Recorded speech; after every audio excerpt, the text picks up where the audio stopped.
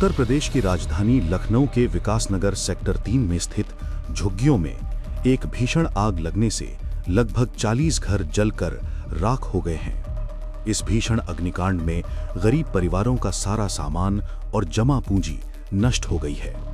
दमकल की 6 गाड़ियों ने घंटों की कड़ी मशक्कत के बाद आग पर काबू पाया। हालांकि इस हादसे में किसी जनहानि की सूचना नहीं है, लेकिन शॉर्ट सर्किट और गैस सिलेंडरों में हुए धमाकों ने आग को अत्यंत विकराल बना दिया था, जिससे लाखों का नुकसान हुआ है। वर्तमान में पुलिस और प्रशासन मौके पर मौजूद रहकर स्थिति का जायजा ले रहे हैं। इस घटना की विस्तृत जानकारी देते हुए चश्मदीदों ने बताया कि आग की शुरुआत दोपहर के वक्त अचानक हुई, जब लोग अपने रोजमर्रा के कामों में व्यस्त थे। बिजली के तारों में हुए शॉर्ट सर्किट की एक छोटी सी चिंगारी ने पास ही पड़ी सूखी घास और प्लास्टिक के कबाड़ को पकड़ लिया। देखते ही देखते आग की लपटें इतनी ऊंची उठने लगी कि दूर दराज के इलाकों से भी आसमान में गहरा काला धुआं साफ देखा जा सकता था। झुग्गियां एक दूसरे से सटी होने और वहां ज्वलनशील सामग्री की अधिकता होने के कारण आग को फैलने में कुछ ही मिनटों का समय लगा।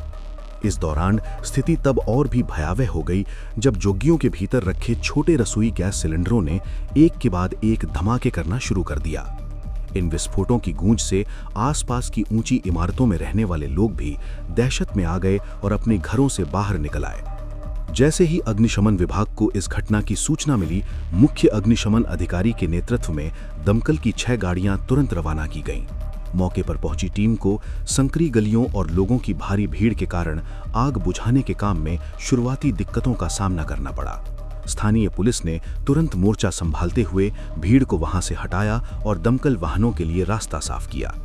दमकल कर्मियों ने अपनी जान जोखिम में डालकर आग के घेरे के बीच जाकर पानी की बौछारें शुरू की।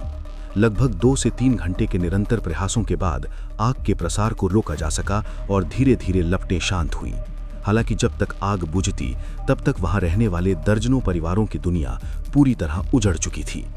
इस अग्निकांड का सबसे दुखद पहलू उन गरीब मजदूरों और उनके परिवारों की स्थिति है, जिनके पास अब केवल शरीर पर पहने हुए कपड़ों के अलावा कुछ नहीं बचा है। कई परिवारों ने अपनी बेटियों की शादी के लिए या घर की मरम्मत के लिए जो थोड़े बहुत पैसे जोड़कर रखे थे, वे सब आग की भेंट चढ़ गए। अनाज के डिब्बे, बच्चों की स्कूल की किताबें और जरूरी पहचान पत्र भी इस तबाही में खाक हो गए। प्रशासन अब नुकसान का विस्तृत ब्यौरा तैयार कर रहा है ताकि इन पीड़ित परिवारों को सरकारी सहायता प्रदान की जा सके। इसके साथ ही बिजली विभाग को भी जांच के निर्देश दिए गए हैं ताकि भविष्य में इस तरह के शॉर्ट सर्किट से होने वाले हादसों को टाला जा सके। फिलहाल प्रभावित क्षेत्र में कूलिंग ऑपरेशन पूरा कर लिया गया है और बेघर हुए लोगों के लिए अस्थायी आश्रय की व्यवस्था की जा रही है। स्थानीय स्वयंसेवी संगठन भी प्रभावितों को भोजन और पानी उपलब्ध कराने के लिए आगे आए हैं ताकि इस कठिन समय में उन्हें कुछ राहत मिल सके।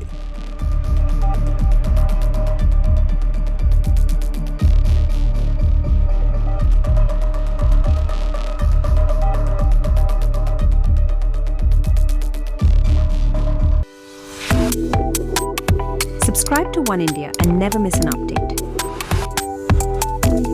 Download the One India app